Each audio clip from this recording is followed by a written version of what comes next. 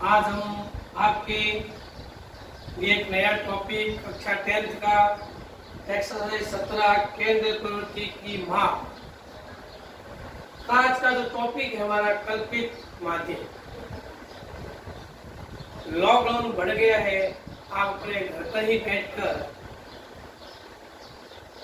आसान तरीका मैथ्स का आनंद सर के द्वारा आप केवीएम यूट्यूब चैनल पर देख सकते हैं और इस यूट्यूब चैनल को आप सब्सक्राइब करके आगे शेयर करें ताकि ज़्यादा से ज़्यादा बच्चे इस घर पर जो अध्ययन हो रहा है उसका लाभ ले सकें। आज का टॉपिक बहुत महत्वपूर्ण टॉपिक है प्यारे बच्चों। सवाल आप बोर्ड पर दिखाई दे रहे हैं। वर्ग 0 से 10, 10 से 20, 20 से 30, 30 से 40, 40 से 50 ये आपके वर्ग है और यहाँ आपको दे रखी है फ्रीक्वेंसी यानी कि बारंबारता 6, 10, 13, 7 और 4। सबसे जो महत्वपूर्ण बात है इसमें आपको x को ज्ञात करना है और x ज्ञात करने के लिए आपका रूल्स है। गणित में जो बच्चा रूल्स का फॉलो करता है वो गणित कभी भी उसके कमजोर नहीं होती है।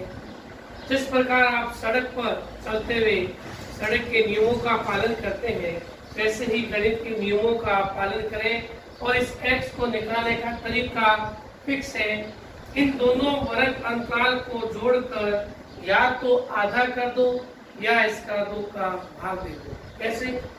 0 और 10 जुड़ गए 10, 10 में 2 का भाग दिया 5, 10 और 20 30, 30 में 2 का भाग दिया 15, 20 और 30 50, 50 में 2 का भाग दिया 25 या 50 का आधा भी 25, 30 और 40 70, 70 का आधा 35 या 70 में 2 का भाग दिया 35, 40 50 90 में 2 का भाग दिया 45। इस प्रकार x निकलते ही आपका आधा नंबर यहाँ तक पक्का हो गया। उसके बाद थोड़ा सूत्र पर चले। मैंने पहले भी कहा था कि 10th का जो बेस है वो फॉर्मूले पर आधारित है और यहाँ आपको एक केवीएम जो है फॉर्मूला विकसित करेगा। 1-2 दिन में आपके ऑनलाइन जो है इस YouTube चैनल पर सभी सूत्र को हम यहाँ पर आपके लिखेंगे और आप याद करके और उसको फिर आपको एक ऑनलाइन ही आपका टेस्ट दिया जाएगा। एक बार दोबारा सूत्र पर देखते हैं। समांतर माध्य x बार बराबर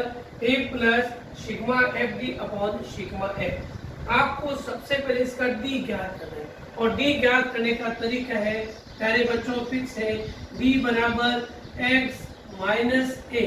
आपने x को ज्ञात कर लिया। एक का अर्थ है कल्पित माध्यम। एक का अर्थ है कल्पित माध्यम यानी कि आपको एक कोई भी संख्या कल्पना करनी है और वो कल्पना करनी है इसी x में से। कई बार प्यारे बच्चों में देखता हूँ क्योंकि मुझे 25 साल हो गए इस क्षेत्र में जुड़े हुए, तो कई बार बच्चों की मैं कंफ्यूजन देखता हूँ कि सर जो ये a है वो कैसे ज्ञात करें। कुछ स्कूलों में इस a को ज्ञात करने के लिए मध्यमान संख्या देते हैं, कुछ में पहला है। आप इस x में से कोई भी संख्या चुन सकते हो, लेकिन एक और इसका रूल्स बता देता हूँ कि अगर इसकी बारंबारता जिसकी बारंबारता बड़ी है वही उसका x का जो है a आप मान सकते हो। जैसे इस फ्रीक्वेंसी में हम देखते हैं कि 13 सबसे बड़ी बारंबारता है, तो इस x का देखें तो विचरण आपके पास दिखाई दे रहा है मध्यमान यानी कि 25 सबसे बड़ी संख्या आ रही है, आप इसको a मान सकते हो। तो क्या हुआ तात्पर्य जो a निकालने का कि सबसे जो बड़ी बारंबारता है उसकी बारंबारता का ही x आप देखोगे और वही x की जो संख्या होगी वो a होगा और यहाँ a आपके प्यारे बच्चों दिखाई दे रहे हैं 25 आ गया।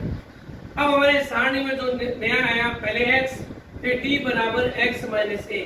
x हमने यहाँ पहले लिखा है 5, 15, 25, 35, 45 जो आपने ज्ञात किया है।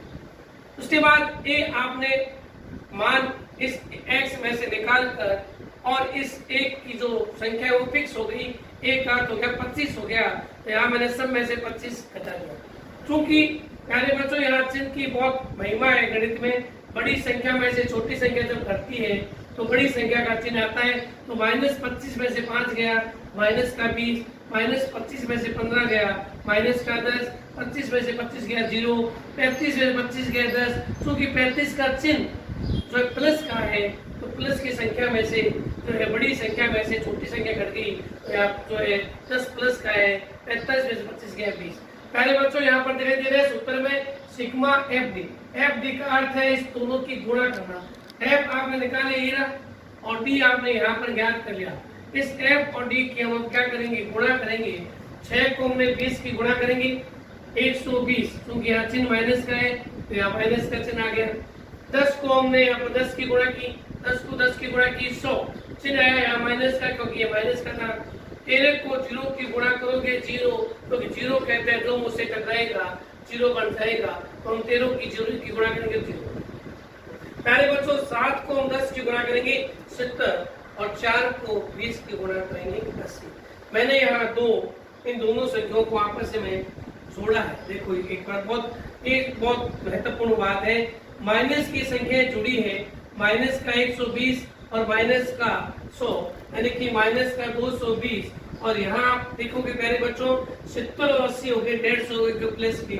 बड़ी संख्या यहाँ माइनस की है, माइनस के 220 में से 150 कट के हमारे पास बच गया माइनस का 70। ये हमारे पास सिग्मा एफ दिया गया। सिग्मा एफ हमने जोड़ा है, इन सब का जो योग है 6, 10, 16, 16 और 13, 29, 7, 36 और 4, 40, सिग्मा एफ दी जोड़ दिया। अब हम सूत्र के अकॉर्डिंग इसको रखेंगे, x बार बराबर a plus sigma F D upon sigma है।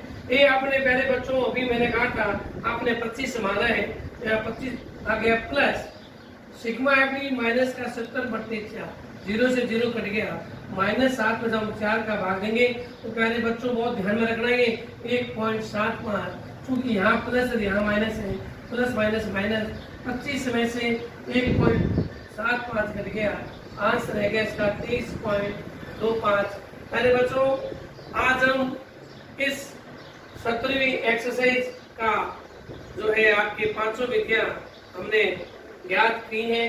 कल हमारा जो एक नया टॉपिक होगा जो समांतर श्रेणी का, जो कक्षा 10 की 5वीं एक्सरसाइज है। कोई भी आपको डाउट है हमारे सब्सक्राइब फेसबुक, व्हाट्सएप, कहीं पर भी आपने डाउट को लिखे और हमें भेजें, मैं आपके डाउट को क्लियर करके पुनः आगे कक्षा आपकी लेकर आपको आसान तरीके से मैथ्स को हम केवीएम के इस YouTube चैनल पर आपको सिखाएंगे। आज का जो हमारे टॉपिक है बहुत ही महत्वपूर्ण है, क्योंकि जो कल्पित माध्यम में सिर्फ बोर्ड में तो ही आपको दिए जाते हैं वर्ग और फ्रीक्वेंसी। हमें एक सारणी यहाँ पर 2, 3 सारणी को जो अज्ञात होती है उसको हमें ज्ञात करना होता है। मैं सिर्फ 2 सारणी दी जाती है। इन 3 सारणी में जो महत्वपूर्ण जो भाग है वो x का है, उसके बाद d निकला, फिर हमने f निकाल कर इस प्रकार से हमने इस कल्पित माध्य को जो है कंप्लीट करा है।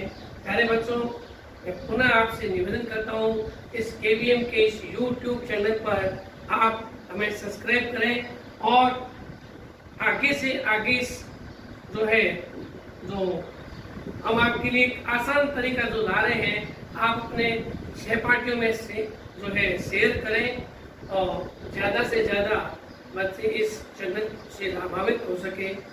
जय हिंद।